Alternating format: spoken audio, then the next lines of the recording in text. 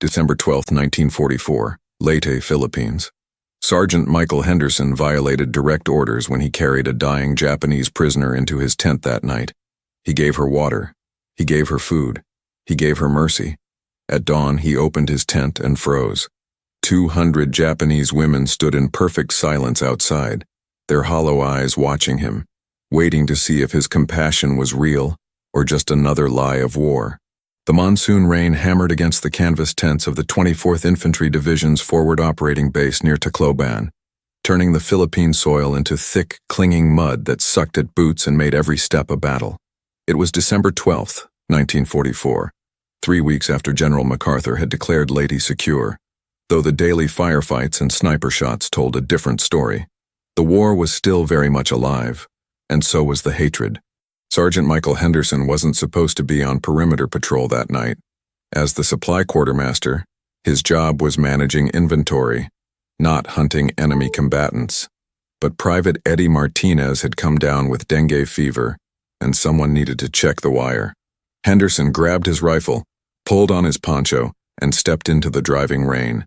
He almost missed her. At first, he thought it was just another piece of debris washed up by the storm, a broken crate or abandoned equipment. But then he saw the hand, pale fingers clawing weakly at the mud, trying to pull a body that had no strength left to move. Henderson approached cautiously, rifle raised. The figure was small, emaciated, wearing torn remnants of what might have once been civilian clothing. When he knelt down and turned the person over, he realized two things simultaneously. First, it was a woman. Second, she was dying. Her eyes were sunken deep into her skull, her cheekbones protruding sharply beneath skin stretched tight like paper. Her lips were cracked and bleeding, her breathing shallow and irregular. But what struck Henderson most was her expression when she saw his face, saw the American uniform. It wasn't hatred or defiance. It was terror, pure, absolute terror. She tried to crawl away from him, her movements pitiful and weak, like a wounded animal trying to escape a predator. Henderson should have called for the guards. Protocol was clear. Any enemy combatants or civilians were to be detained and processed through the POW intake system at the main camp 3 miles south. He should have left her there and radioed for a patrol to collect her. Instead, he slung his rifle over his shoulder, bent down and lifted her into his arms. She weighed almost nothing, a skeleton wrapped in skin. She didn't fight him. She didn't have the strength. She just closed her eyes, and Henderson could have sworn he saw tears mixing with the rain on her face. The walk back to his tent took 20 minutes. Every soldier he passed stared at him like he'd lost his mind. Sergeant Davis actually stopped him, blocking his path. "Henderson, what the hell are you doing? She needs medical attention. That's a Jap, Mike. You can't just bring her into camp." "She's dying, Davis. Then she dies. That's not our problem." Henderson stepped around him and kept walking. When he reached his tent, he laid her carefully on his cot, the only bed in the small canvas shelter. He grabbed his canteen and held it to her lips. She flinched at first, but when the water touched her mouth, instinct took over. She drank in small, desperate sips, her body trembling. He opened his footlocker and pulled out a can of peaches, his personal ration he'd been saving for Christmas. He opened it with his knife and offered her the fruit. She stared at it like she didn't believe it was real. Then slowly she took a piece and ate it, then another. Then she broke down crying, her thin shoulders shaking with sobs that seemed too big for her fragile body. Henderson sat on the ground, his back against his footlocker, watching her eat. He didn't speak Japanese. She clearly didn't speak English. But some things didn't need translation. She was starving. She was terrified. And for some reason he couldn't fully explain to himself. He decided that tonight, in this tent, she would be safe. He covered her with his blanket and lay down on the ground using his pack as a pillow. Within minutes, exhausted from weeks of poor sleep and constant work, he fell into a deep, dreamless unconsciousness. When he woke at dawn, he knew immediately that something was wrong. The camp was too quiet. No morning drills, No shouted orders. No clanging of mess kits. Just silence. Henderson stood and stepped to the tent entrance. He pulled back the flap and stopped breathing. They were standing in rows, perfectly organized, perfectly still. 200 women, maybe more. Japanese women of all ages, from teenagers to elderly matrons, wearing torn clothing, muddy and exhausted, their faces gaunt from starvation. They stood in the rain that had continued through the night, water streaming down their faces, soaking their hair, but none of them moved. They just stood there, watching his tent, watching him. Behind them, surrounding them in a loose perimeter, were American soldiers with rifles raised, officers shouting orders, chaos barely contained by discipline. Henderson could see Captain Harrison pushing through the crowd, his face red with anger or confusion or both, but Henderson's eyes were drawn back to the women. In the front row, standing directly in front of his tent, was a woman who looked slightly older than the others, maybe 30, with sharp, intelligent eyes, despite the obvious malnutrition. She held something in her hands. When she saw Henderson, she took one step forward. 20 rifles immediately tracked her movement. "Hold fire!" Henderson shouted, surprising himself with the authority in his voice. He stepped out of the tent, into the rain, his hands raised where everyone could see them. The woman spoke in Japanese, her voice clear despite her obvious weakness. Henderson had no idea what she was saying, but her tone was unmistakable. It was a plea, a request, a desperate gamble. From inside his tent, the woman he'd rescued the night before appeared, clutching the blanket around her shoulders. She looked at the crowd, at the woman in front, and her eyes went wide. She spoke rapidly in Japanese, her words tumbling over each other. The older woman responded, and suddenly they were both crying, embracing, holding each other like they'd thought they'd never see each other again. Captain Harrison reached Henderson's tent, his jaw tight.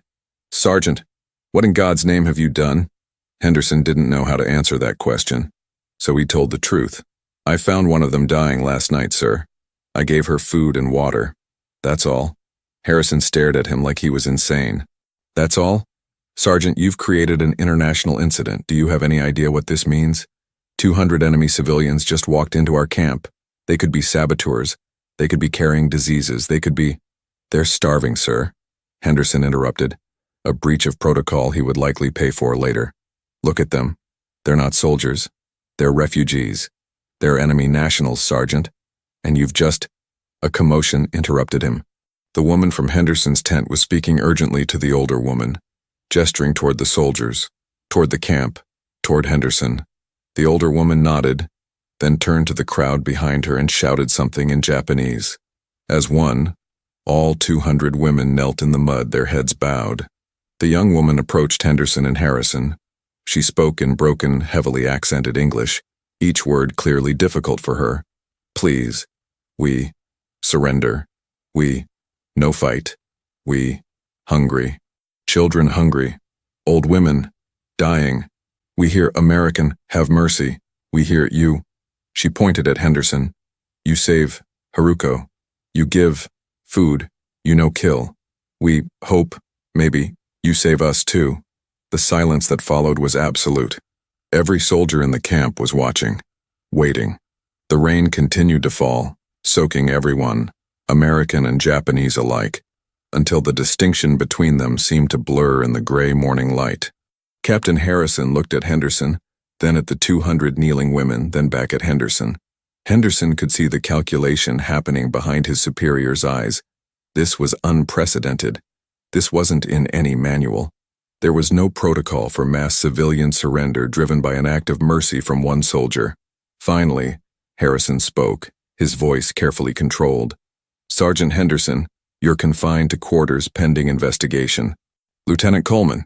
He turned to the head nurse who had appeared from the medical tent. "Get your team together. We need to triage 200 civilians. Anyone in critical condition gets immediate attention. The rest get processed through standard POW intake." He looked back at Henderson, his expression unreadable. "You better hope your compassion doesn't get us all killed, Sergeant." But in that moment, watching Lieutenant Coleman and her medical team move forward to help the kneeling women, watching American soldiers lower their rifles and start bringing out food and water, Henderson knew something fundamental had just changed. Not in the war, The war would continue, brutal and bloody, until Japan finally surrendered 8 months later. But in this small corner of the Philippines, in this muddy camp surrounded by jungle and rain, 201 people had just learned that mercy could exist even between enemies. And that, Henderson thought, might be worth whatever punishment was coming his way. Part 2. The integration. The chaos of that dawn took hours to organize into something resembling order. Lieutenant Grace Coleman and her medical team moved through the 200 women with practiced efficiency, checking vital signs, identifying the most critical cases, distributing water and emergency rations. What they found was worse than anyone had anticipated. 17 women were in immediate danger of death from starvation and dehydration. Another 43 showed signs of severe malnutrition, tropical diseases, infected wounds, or dysentery. Every single one of them was malnourished to some degree. Many had injuries that had never been properly treated, wounds that had become infected, breaks that had healed incorrectly. These weren't soldiers. They were survivors of something terrible.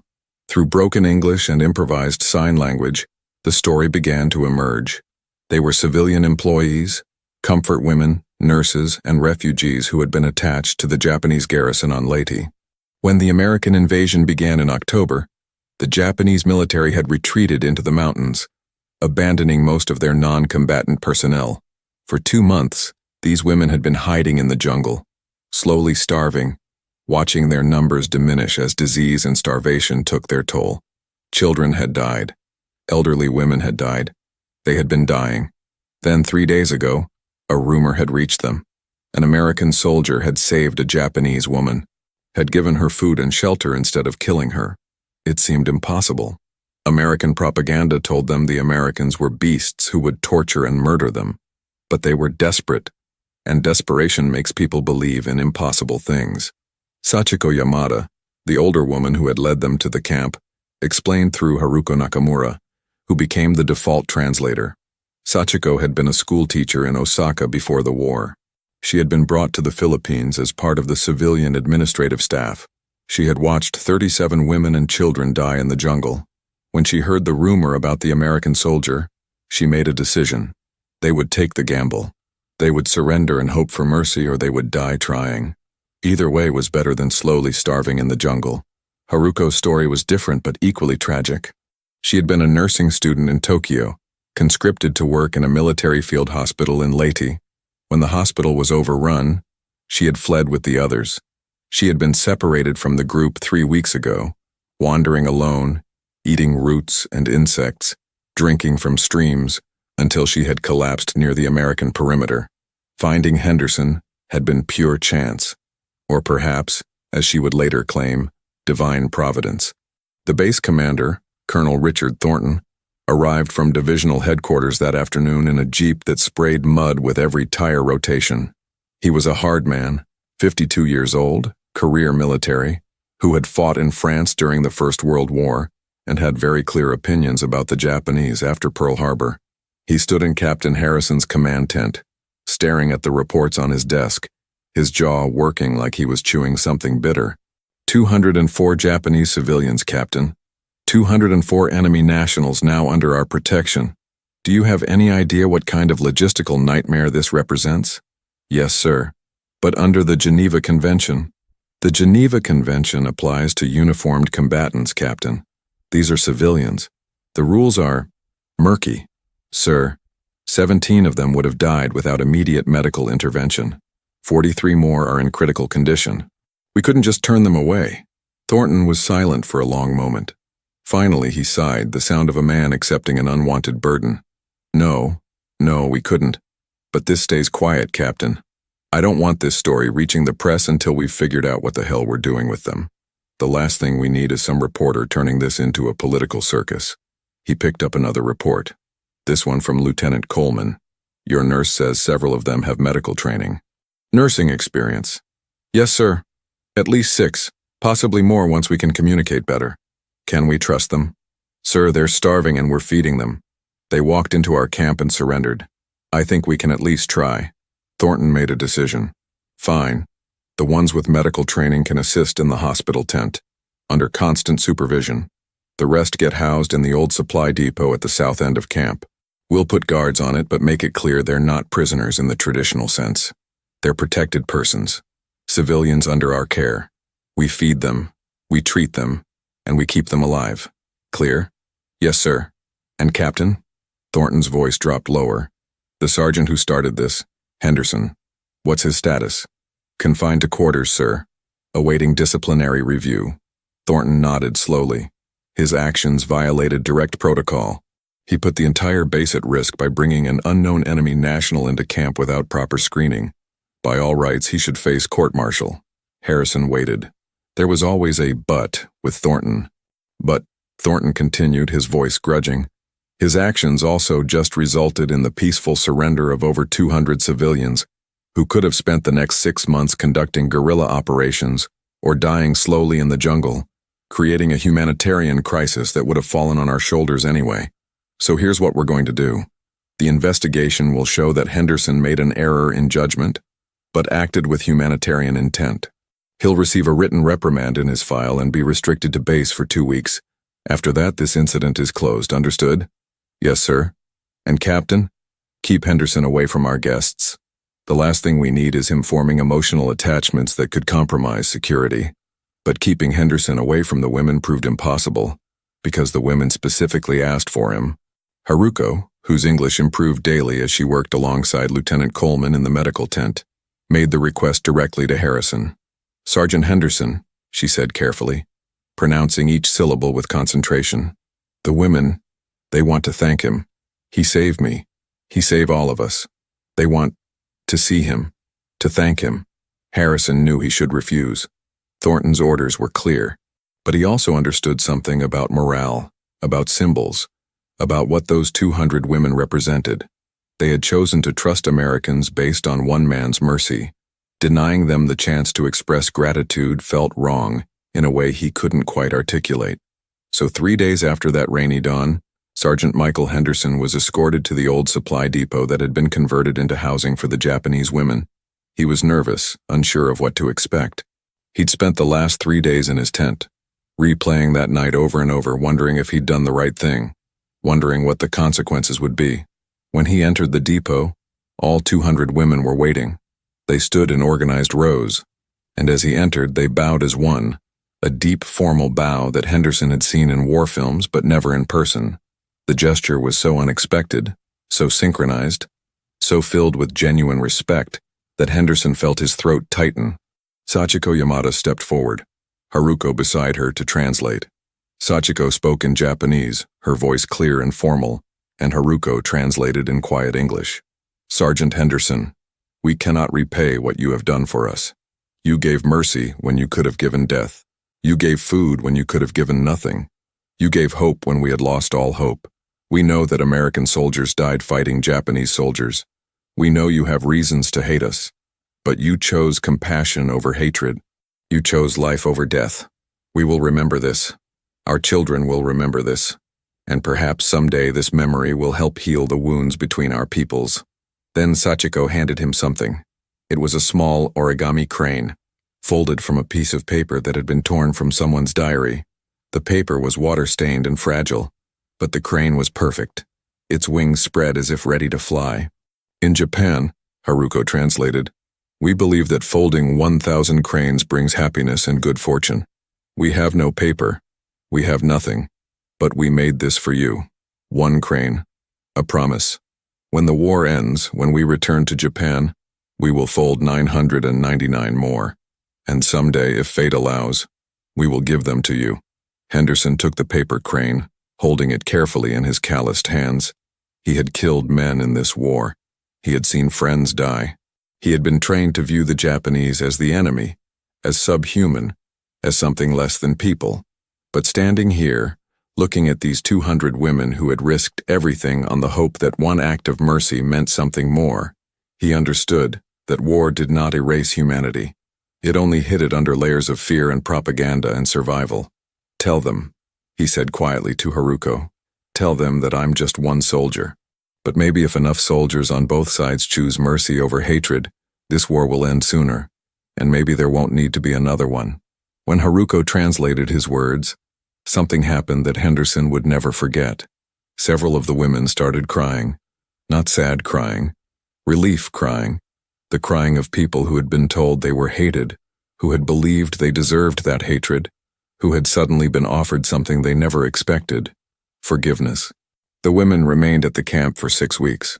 During that time, the 6 with medical training, including Haruko, worked alongside American nurses in the hospital tent. There were tense moments. Private Johnson refused to be treated by a Jap nurse until Lieutenant Coleman threatened to leave his infected hand untreated. Sergeant Williams complained to Captain Harrison that having enemy nationals in the medical tent was a security risk. But gradually, watching these women work 18-hour shifts to save American lives, watching them use their limited resources to treat American soldiers with the same care they showed each other, opinions began to shift. The breaking point came during an artillery attack. Japanese forces, unaware of the civilians in the camp, launched a mortar strike targeting the American position. Shells fell randomly across the base. One landed near the medical tent. Haruko, who had been treating a young American private named Danny Cooper, threw herself over him without hesitation, shielding his body with hers. The shell fragments peppered the tent, and when the dust cleared, Haruko was bleeding from multiple shrapnel wounds in her back and legs. Lieutenant Coleman and Private Eddie Martinez pulled her off Cooper and immediately began treating her wounds. Cooper, shaken but alive thanks to Haruko's action, sat beside her the entire time, holding her hand, repeating over and over, "You saved me. You saved me. Why did you save me?" When Haruko regained consciousness hours later, her first question, translated through another of the Japanese women, was whether the American soldier was alive. When they told her yes, she smiled and closed her eyes, falling into exhausted sleep. The story spread through the camp within hours. By evening, there wasn't a soldier in the entire base who didn't know that a Japanese nurse had taken shrapnel, meant for an American private. The next morning, when Haruko woke, her cot was surrounded by small gifts left by American soldiers: chocolate bars, cigarettes, a clean pair of socks, a pocket knife, a harmonica, small things, precious things in a war zone, left anonymously by men who couldn't express their gratitude in words, but could express it in the only currency they had. Colonel Thornton visited the medical tent that afternoon. He stood beside Haruko's cot, looking down at the young woman whose back was bandaged where shrapnel had torn through her skin while saving an American life. "Miss Nakamura," he said formally, "I owe you an apology. I didn't trust you. I thought your people being here was a security risk. You've proven me wrong in the most profound way possible. Thank you for saving Private Cooper's life." Through Sachiko's translation, Haruko responded, her voice weak but clear. "Private Cooper is not American or Japanese. He is just a boy who should not die. I am a nurse. I save lives. That is all." Thornton nodded slowly. "When this war is over, Miss Nakamura, I hope people like you are the ones who rebuild our countries, not soldiers like me." Part 3. The Long Road Home. The war in the Pacific continued for 7 more months. The women remained at the Leyte camp through January and February of 1945, then were transferred to a larger civilian internment facility near Manila when the American forces pushed north. By then, they were no longer viewed as potential threats, but as protected persons under American military care. Sergeant Michael Henderson never saw most of them again after they were transferred. His unit moved to Okinawa in March to prepare for what everyone knew would be the bloodiest battle of the Pacific War, but he kept the paper crane in his breast pocket, carefully wrapped in oilcloth to protect it from the rain and humidity. He was in Okinawa when the atomic bombs fell on Hiroshima and Nagasaki. He was still there when Japan surrendered on August 15, 1945, and he was there during the occupation that followed, part of the massive American force that moved into Japan to oversee the transition from war to peace. In October of 1945, Henderson received an unexpected package through the military mail system. It had been forwarded multiple times following his unit as it moved across the Pacific. Inside was a letter written in careful, formal English, and a box containing 999 paper cranes. The letter was from Sachiko Yamada. "Dear Sergeant Henderson, I hope this letter finds you alive and well. I learned through the Red Cross that you survived the war, and I cannot express my joy at this news. I am writing to you from Tokyo, where I have returned to teach once again. The city is in ruins, but we are rebuilding. It is slow work, but it is hopeful work. I promised you 1,000 cranes. Haruko and I, along with many of the women you saved, have spent the last months folding them from whatever paper we could find. Old newspapers, rice paper, torn pages from books that survived the firebombing. Each crane represents a life you saved, a future you made possible. Haruko wanted to write to you herself, but she has returned to her family in the countryside. She survived her wounds, though she walks with a limp now. She tells everyone she meets about the American soldier who saved her life, who gave her food when she was dying, who showed her that mercy exists even in war. Sergeant Henderson, I do not know if our peoples will ever fully heal from this war. I do not know if the hatred and fear can ever be completely forgotten. But I know that small acts of mercy, repeated enough times by enough people, can build bridges where bombs created only ruins. You gave us life. We give you cranes. It is not a fair exchange, but it is all we have. May these cranes bring you happiness, good fortune, and peace. With eternal gratitude, Sachiko Yamada. Henderson sat in his tent in occupied Japan, surrounded by 999 paper cranes, and cried for the first time since the war began. Not sad tears. Not exactly happy tears either. Something more complicated. Relief, maybe. Or recognition that after 4 years of death and destruction, something beautiful had managed to survive. He kept the cranes for the rest of his life. When he returned to the United States in 1946, they came with him. When he went to college on the GI Bill, they sat on his desk. When he became a teacher, they hung in his classroom. And when journalists finally discovered his story in the 1960s, bringing national attention to that rainy night in December 1944, the cranes were photographed and displayed as symbols of peace and reconciliation. But the story doesn't end there. In 1975, 30 years after the war ended, Henderson received an invitation to visit Japan. A museum was being built in Tokyo, dedicated to civilian experiences during the war and the subsequent peace. They wanted to include his story, to display the cranes, to honor both the act of mercy and the choice to surrender. Henderson was 61 years old by then, retired from teaching, living quietly in Oregon. He almost declined the invitation. The war was long ago. He had moved on. But something made him accept. Maybe curiosity. Maybe a desire to see what had become of the country he'd once fought against. Maybe a need to know what had happened to the women he'd saved. When he arrived in Tokyo, the city was unrecognizable from the ruined landscape he'd seen in 1945. It was vibrant, modern, rebuilt completely.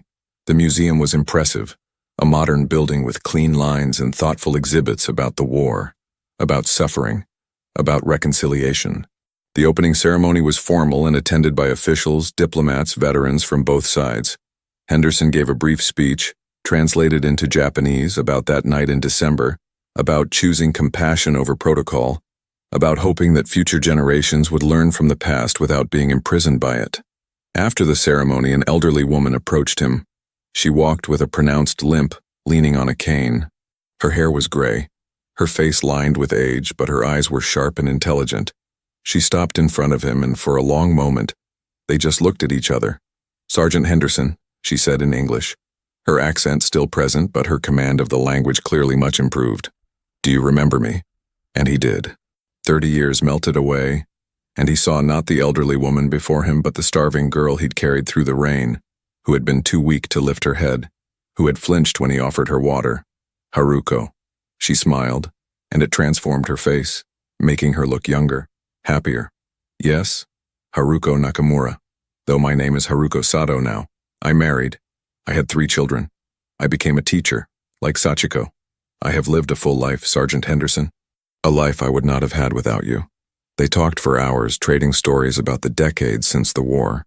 Haruko told him about post-war Japan, about the struggle to rebuild, about the changes in society, about the peace movement she had joined. Henderson told her about America, about his teaching career, about his wife who had passed away 2 years earlier, about his grandchildren who couldn't quite understand why their grandfather kept a box of paper cranes in his study. "Sachiko wanted to be here," Haruko said quietly, "but she passed away 3 years ago. Cancer. But before she died, she told me to tell you something, if I ever saw you again. She said, 'Tell him that mercy creates ripples.' His one act of mercy saved 200 women. Those women raised children, taught students, built businesses, created art. Hundreds of lives became thousands of lives, became tens of thousands of lives. All because one soldier chose compassion in a moment when hatred would have been easier. She wanted you to know that, Sergeant Henderson. She wanted you to understand the magnitude of what you did. Henderson felt his throat tighten. I didn't do anything special, Haruko. I just couldn't leave you there to die. And that, Haruko said softly, is what made it special. You saw a dying enemy and chose to see a dying person instead. That is not common, Sergeant Henderson. That is extraordinary. Before she left, Haruko gave him one more thing. A photograph, old and faded, showing 200 women standing in rows in front of a supply depot, taken sometime in early 1945. And in the center of the front row, a young American sergeant and a young Japanese woman, both looking at the camera with expressions that suggested they couldn't quite believe what had happened, what was still happening, what might come next. We took this before we were transferred, Haruko explained. I've kept it all these years. I wanted you to have a copy, so you remember, so your children and grandchildren remember, so the story doesn't die. Henderson took the photograph, studying the faces, the young people who had survived a war that had tried very hard to kill them all. He saw himself as he had been, 27 years old, exhausted and uncertain, and trying his best in impossible circumstances. He saw Haruko, thin but alive, standing beside him like a bridge between two worlds. I'll make sure they remember, he promised. I'll make sure the story is told. Epilogue, The Legacy. Sergeant Michael Henderson died in 1994 at the age of 80. His obituary, published in newspapers across America and Japan, told the story of that December night in 1944. The paper cranes, all 1,000 of them, were donated to the museum in Tokyo, where they remain on display today. Haruko Sato lived until 2003, passing away at the age of 83. She spent her final decades as a peace educator, speaking to schools and universities about her experiences, about the soldier who saved her life, about choosing life over death even when death seemed easier. Of the 204 women who surrendered that morning, 187 survived the war. They returned to Japan, to ruined cities and uncertain futures. But they returned alive. They had children. Those children had children. Today it's estimated that over 5,000 people can trace their existence back to the 200 women who walked into an American camp one rainy morning, because they heard that mercy was possible. The story has been told and retold, in books and documentaries and museum exhibits. It's become a symbol of the possibility of compassion even in the darkest circumstances. Military academies use it as a case study in moral courage. Peace organizations cite it as evidence that individuals can make a difference.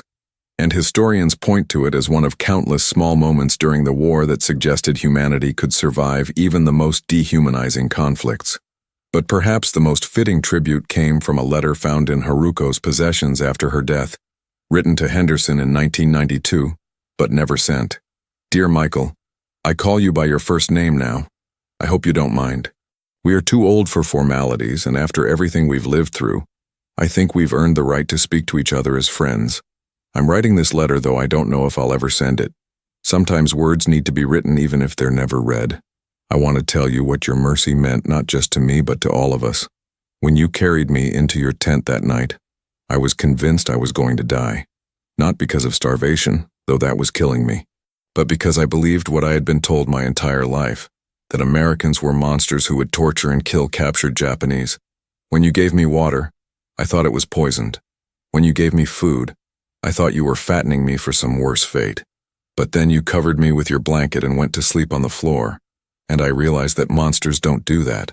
Monsters don't share their rations. Monsters don't sacrifice their own comfort for an enemy's well-being. You broke through years of propaganda with one night of simple kindness, and that changed everything. When I told Sachiko and the others what had happened, they didn't believe me at first. But desperation makes believers of us all. We walked into your camp expecting to die, but hoping against hope that maybe, just maybe, your mercy was real. And it was. Michael, I have spent 50 years thinking about that night, about that choice you made. I've asked myself what I would have done in your position. I'd like to think I would have done the same, but I'm not sure. It's easy to say we would be merciful. It's much harder to actually be merciful when we've been trained to hate, when we've lost friends to the enemy, when showing mercy could get us punished or killed. You did it anyway. That's courage. That's real courage. Not the battlefield kind, but the moral kind. The kind that's much rarer. I want you to know that your mercy created ripples that spread far beyond that one night. Every child I taught, I told them your story. Every speech I gave about peace, I talked about you. Every time someone asked me why I believe reconciliation is possible, I told them about the American sergeant who saved a dying Japanese woman when he had every reason not to. You gave me life. But more than that, you gave me hope. Hope that people can be better than their worst instincts. Hope that compassion can exist even between enemies. Hope that the future doesn't have to repeat the mistakes of the past. Thank you, Michael. Thank you for that night in December 1944. Thank you for the decades of life that came after. Thank you for proving that mercy can change everything. With love and eternal gratitude, Haruko. The letter was found, folded carefully inside the same worn diary she had kept since the war, placed between two pages dated December 12th and December 13th, 1944. The pages were blank except for two sentences written in Japanese. December 12th, I am going to die today. December 13th, I am going to live. Between those two sentences, between death and life, stood one act of mercy from one soldier on one rainy night in the Philippines. It wasn't enough to stop the war. It wasn't enough to prevent the atomic bombs or the battles still to come. But it was enough to save 200 lives, to create 5,000 descendants, to inspire countless people across decades and continents. Sometimes mercy doesn't change the world. Sometimes it just changes one person. And sometimes that one person changes another, and another, and another, until the ripples reach shores no one could have imagined. That's the power of choosing compassion when hatred would be easier. That's the legacy of Sergeant Michael Henderson and the 200 women who walked into an American camp one dawn because they dared to hope that mercy was real. And in the end, that hope was enough.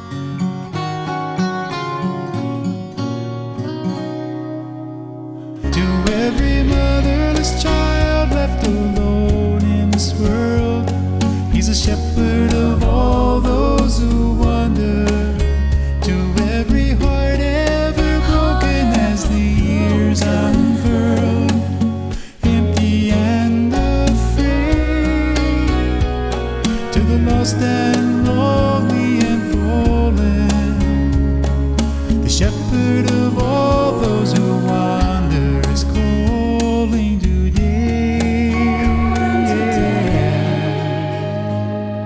The shepherd of all those who wander is calling today.